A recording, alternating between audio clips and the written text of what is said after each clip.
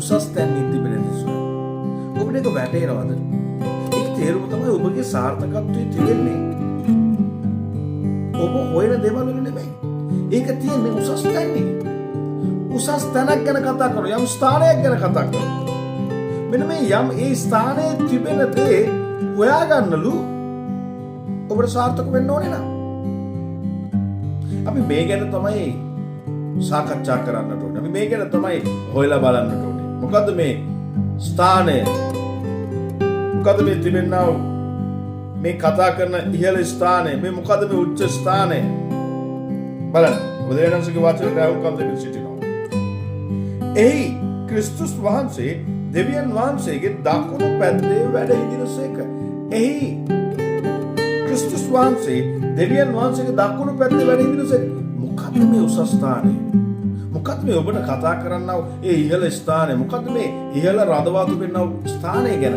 ඒ ස්ථානය තමයි යේසුස් ක්‍රිස්තුස් වහන්සේ. එන ඔබගේ ජීවිතයේ සාර්ථකත්වය සඳහා ඔබ සෙවිය යුතු ස්ථානයක් ක්‍රිස්තුස් වහන්සේ. ඔබ ක්‍රිස්තුස් වහන්සේව සොයා ගන්නා විට ක්‍රිස්තුස් වහන්සේ තුල තිබෙන ඔබගේ ජීවිතයේ සාර්ථකත්වය.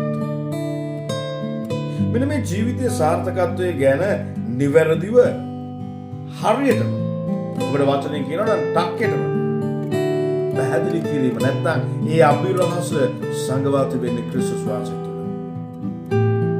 අපි දෙවෙනි බයිබල් පදයට ඇතුල් වෙමු. දෙවෙනි බයිබල් පදයේ කියනවා පොළවේ තිබෙන දේ නොව උසස් තැන්නේ තිබෙන දේම සලකන්න. ඔබ දැනගත්තද මේ දෙවෙනියට පාවිච්චි කරන වචනේ මොකක්ද කියලා? පොළවේ තිබෙන දේ නොව උසස් තැන්නේම තිබෙන දේ සලකන්න. පළවෙනියට අපිට උපදෙස් දෙනවා සොයන්න කියලා. දෙවෙනියට අපිට උපදෙස් දෙනවා සලකන්න කියලා. එන ඔබ සැලකිය යුතු දෙයක් තිබෙනවා. ඔබේ ජීවිතේ සාර්ථකත්වයේ උදෙසා ඔබ සැලකිය යුතු දෙයක් තිබෙනවා. ඔබ පළවෙනියට සොයාගත යුතුයි ක්‍රිස්තුස් වහන්සේ. ක්‍රිස්තුස් වහන්සේ තුල මොකද්ද මේ සාර්ථකත්වය? ක්‍රිස්තුස් වහන්සේ තුල කොහොමද මේ සාර්ථකත්වය උදෙසා මොකද්ද තිබෙන න්‍යාය? මොකද ක්‍රිස්තුස් වහන්සේගේ සාර්ථකත්වය? ක්‍රිස්තුස් වහන්සේ සාර්ථක වුණාද? ක්‍රිස්තුස් වහන්සේ සාර්ථක වුණේ කොහොමද? අන්න ඔබ හොයන්න ඕන දේවල්. අන්න ඔබ අවධානය යොමු කරන්න ඕන දේවල්. ක්‍රිස්තුස් වහන්සේ උන්වහන්සේ සාර්ථක වෙන්න කොච්චර කාලයක් උන්වහන්සේ වැය කරාද?